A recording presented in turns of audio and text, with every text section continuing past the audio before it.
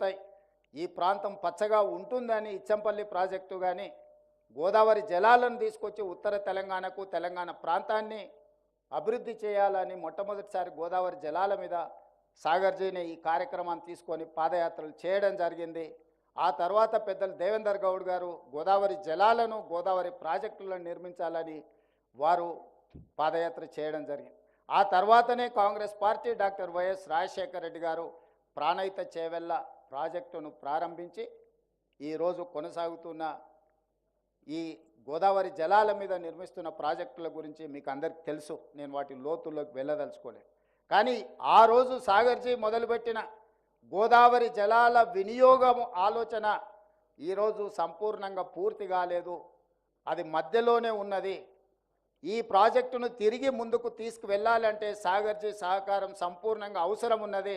గతంలో ఒకసారి గవర్నర్ గారు తేనీటి విందుకు పిలిచినప్పుడు నేను వారితో ప్రత్యేకంగా మాట్లాడిన మహారాష్ట్ర ముఖ్యమంత్రి ఫడ్నవీస్ గారు ఆ రోజు వారు ఉప ముఖ్యమంత్రిగా ఉండే సాగునీటి పారుదల శాఖ మంత్రిగా వారు ఉన్నారు.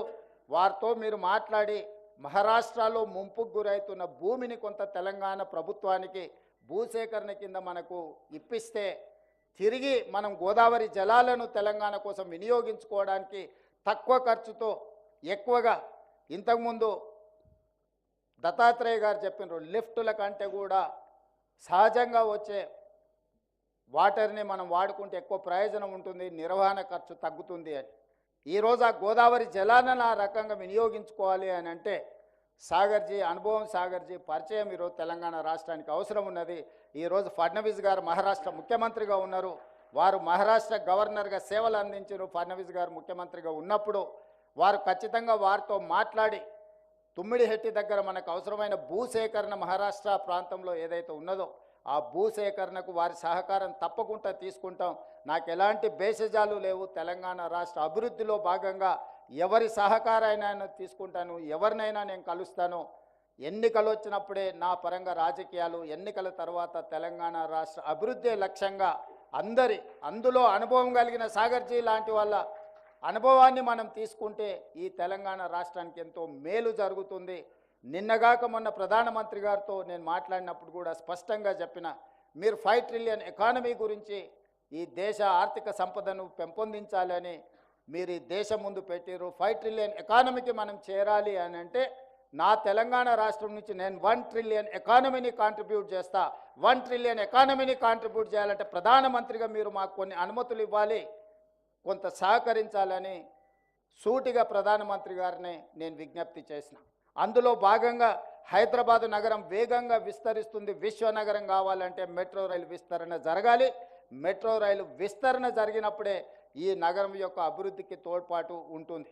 అదేవిధంగా రీజనల్ రింగ్ రోడ్, ఈరోజు ఔటర్ రింగ్ రోడ్, అంతర్జాతీయ ఎయిర్పోర్ట్, ఐటీ కంపెనీలు, ఫార్మా కంపెనీలు ఈరోజు దేశంలోనే మన నగరానికి ఒక గుర్తింపు. మన తెలంగాణ రాష్ట్ర ఆదాయంలో 60% ఈరోజు హైదరాబాదు నగరం నుంచే వస్తుందంటే ఇలాంటి గోదావరి కృష్ణా నదీ జలాల తాగునీటి ప్రాజెక్టులతో పాటు మెట్రో రైల్ ఇలాంటి ప్రాజెక్టులే ఈరోజు మనం అభివృద్ధి పదం వైపు నడపడానికి ఉపయోగపడ్డాయి.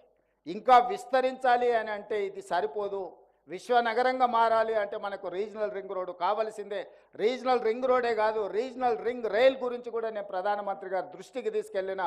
ఏ విధంగా అయితే ఔటర్ రింగ్ రోడ్ ఈరోజు రోడ్డు రవాణా వ్యవస్థ ఉందో, రీజనల్ రింగ్ రోడ్ 370 కిలోమీటర్లు, దాదాపుగా ఈ 370 కిలోమీటర్లకు రీజనల్ రింగ్ రైల్ కూడా ప్రధానమంత్రి గారిని అడగడమే కాకుండా, మాది ల్యాండ్ లాక్ స్టేట్, మాకు సముద్రం లేదు కాబట్టి మా అభివృద్ధిలో కొంత ఆటోమొబైల్ ఇండస్ట్రీ కానీ మిగతా పరిశ్రమలు రావడానికి ఇబ్బందికరంగా ఉంది.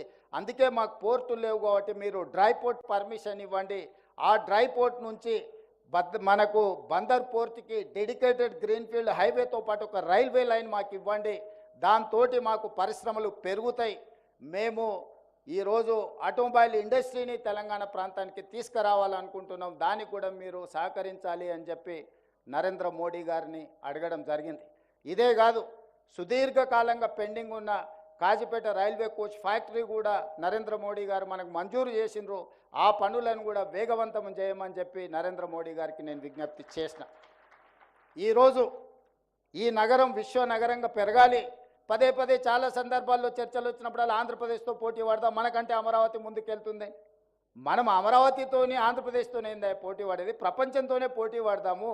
న్యూయార్క్ లేదా, టోక్యో లేదా, దుబాయ్ లేదా, ఈ నగరాలతో పాటు మౌలిక వసతులను పెంపొందించుకుంటే ప్రపంచంతో పోటీ పడే శక్తి తెలంగాణ ప్రజలకు ఉన్నది. అంత ఆలోచన చేయగలిగిన, ముందుకు నడిపించగలిగిన నాయకత్వం ఉన్నది. ప్రపంచంతోనే పోటీ పడదాం. ప్రపంచంతో పోటీ పడాలంటే మిత్రుడు బండి సంజయ్ గారికి నా విజ్ఞప్తి ఒక్కటే, మెట్రో రైలు అనుమతులు మనం తెచ్చుకోవాలి. చెన్నైలో, తమిళనాడులో ప్రతిపక్ష పార్టీ ఉన్నా అక్కడ ఆమోదించారు క్యాబినెట్లో పెట్టి. కర్ణాటకలో కాంగ్రెస్ ప్రభుత్వం ఉన్నా కూడా మోడీ గారు బెంగళూరుకి మెట్రో రైలు ఇచ్చిండ్రు. ఈరోజు ఒకనాడు 2వ స్థానంలో ఉన్న హైదరాబాద్ మెట్రో ఈరోజు 9వ స్థానానికి మనం పడిపోయినాము. ఈ 9వ స్థానం నుంచి మనం ముందుకు రావాలి అంటే పెద్దలు వినోద్ కుమార్ గారైనా, నేనైనా, బండి సంజయ్ గారైనా మెట్రో విస్తరణ కోసం, రీజనల్ రింగ్ రోడ్డు కోసం, రీజనల్ రైల్వే లైన్ కోసం, అదేవిధంగా డ్రై పోర్ట్ కోసం, డెడికేటెడ్ గ్రీన్ఫీల్డ్ హైవేతో పాటు రైల్వే లైన్, బందర్ పోర్ట్ కోసం, ఈ తెలంగాణ అభివృద్ధి కోసం మనందరం కలిసికట్టుగా పనిచేయాలి.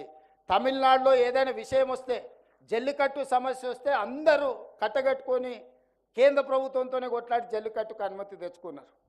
తమిళనాడులో ప్రమాణ స్వీకారం చేస్తే 39 మంది పార్లమెంట్ సభ్యులు తమిళ్లోనే ప్రమాణ స్వీకారం చేశారు. కానీ అక్కడ రాజకీయాలు పూర్తిగా పార్టీల పరంగా విడిపోయి ఉంటాయి. కానీ వాళ్ళ రాష్ట్ర విషయం వచ్చినప్పుడు, వాళ్ళ సంస్కృతి, వాళ్ళ భాష విషయం వచ్చినప్పుడు 100% ఒక్కటైపోతారు. మనం కూడా తెలంగాణ విషయంలో పెద్దలు కిషన్ రెడ్డి గారు వస్తారనుకున్న వారు వచ్చినుంటే వారికి విజ్ఞప్తి చేసేవాడిని. రాబోయే క్యాబినెట్లో మనం మెట్రో రైలు, ఎందుకంటే క్యాబినెట్ అప్రూవల్ ఉండడం ద్వారా మనం కేంద్ర ప్రభుత్వం సహకారం అందితే వేగంగా ఈ నగరాన్ని అభివృద్ధి చేసుకోవచ్చు. ఈ అభివృద్ధికి సంబంధించిన విషయాలు, అదేవిధంగా యంగ్ ఇండియా స్కిల్స్ యూనివర్సిటీ స్కిల్స్ని అప్గ్రేడ్ చేసుకోవాలనుకుంటున్నాం. మనము 1956లో ప్రారంభించిన ఐటీఐలు, ఇండస్ట్రియల్ ట్రైనింగ్ ఇన్స్టిట్యూట్లు, ఆ రోజే సిలబస్ ఇచ్చిండ్రో ఈరోజు అదే సిలబస్తో ముందుకు పోతున్నాం. సర్టిఫికేట్ తీసుకొని బయటకు వస్తే అక్కడ తీసుకుంటున్న ట్రైనింగ్ బయట ఉపయోగం లేదు. వాడు అంబాసిడర్ కార్ మీద ట్రైనింగ్ చేసి వస్తాడు, బయటకు వస్తే అంబాసిడర్ కార్ దొరకదు, వాడు ఏదైనా పని చేద్దామన్నా.